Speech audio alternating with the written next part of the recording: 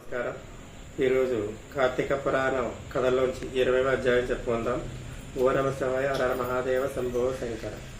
పురంజయుడు దురాచారుడొకట. ఓ జనక మహారాజా, చాతుర్యాస వ్రత ప్రభావం వినడు పిమ్మట వశిష్ఠునితో గురువర్య, కార్తీక మాస మహత్యమును ఇంకాను వినవలసినదని కోరికగా కలుగుచున్నది. ఈ వ్రత మహత్యమును ఇంకాను విశేషము గలవా అను సంశయం కూడా కలుగుతున్నది. ఈ నా సంశయ నివారణ కొరకు మరిన్ని ఉదాహరణలు వినిపించి నన్ను కృతజ్ఞుడిగా చేయవలను.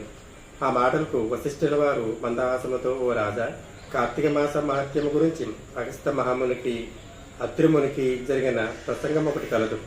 దానిని వివరించేదరు, ఆలకించమని ఆ కథా విధానము ఇట్లు వివరించింది.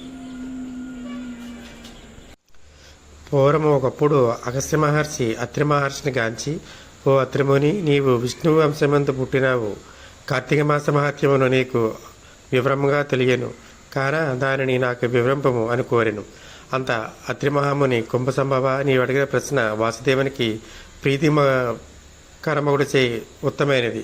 కార్తీక మాసముల సమానము ఒక మాసము, వేదముతో సమానము ఒక శాస్త్రము, ఆరోగ్య సంపదకు సాటియకు సంపద లేదు. అటులనే శ్రీమన్నారాయణ కంటే వేరు దేవుడు లేడు. ఏ మానవుడైనను కార్తీక మాసం నదిలో స్నానము చేసినను, శివకేశవుల ఆలయమందు దీపారాధన చేసినను, లేక దీపారాధనము చేసినను కలుగు ఫలితము అపారము. ఇందుకొక ఇతిహాసము వినుము. త్రేతాయుగమున పురంజయుడను సూర్యవంశపు రాజు అయోధ్య నగరమును రాజధానిగా చేసుకొని రాజ్యమేలుచుండెను. అతడు సమస్త శాస్త్రములు చదివి పట్టాభిషిక్తుడైన న్యాయముగా రాజ్యపాలన చేస్తుండెను.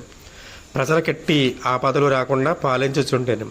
అట్లుండా కొంతకాలం పురంజయుడు అమిత ధనాశ చేతను, రాజ్యాధికార గర్భము చేతను జ్ఞానహీనుడై, దుష్టిబుద్ధి కలవాడి, దయాదాక్షణములు లేక దేవ బ్రాహ్మణ మాన్యములు లాక్కొని పరమలోబయ్యై చోరులను చేరదీసి వారిచే దొంగతనములు దోపిడీలు చేయించుచు దొంగలు కొల్లగొట్టుకుని వచ్చిన ధర్మతో సగము వాటా తీసుకొనొచ్చు ప్రజలను బీతాహుతులను చేయుచుండెను. ఇటుల కొంతకాలము జరుగగా అతని దోష్టములు నలుదిక్కుకలా వ్యాప్తించెను. వార్త కాంబోజ, టెంకన, కొంకణ, కళింగాది రాజుల చెవుల పడినది. వారు తమలో తాము ఆలోచించుకొని కాంబోజ రాజులను నాయకునిగా చేసుకొని రథ, గజ, తురగ, పదాది సైన్య బలాన్వితులై రహస్య మార్గం వెంట వచ్చి అయోధ్య నగరం ముట్టడించి నలువైపులా శిబిరములను నిర్మించి నగరమును దిగ్భ్రమణ చేసి యుద్ధమునకు సిద్ధపడేది. అయోధ్య నగరమున ముట్టడించిన సంగతి చారుల వలన తెలుసుకొని పురంజయుడు తాను కూడా సర్వసన్నిధుడై ఉండెను.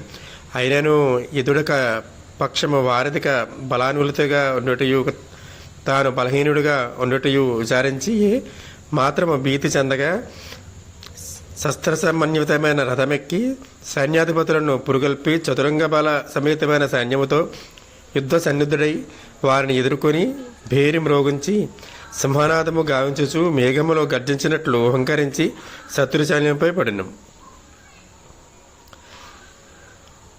20వ రోజు అధ్యాయం సమాప్తం. ఓ నమ శివాయ, హర మహాదేవ, శంభో శంకర.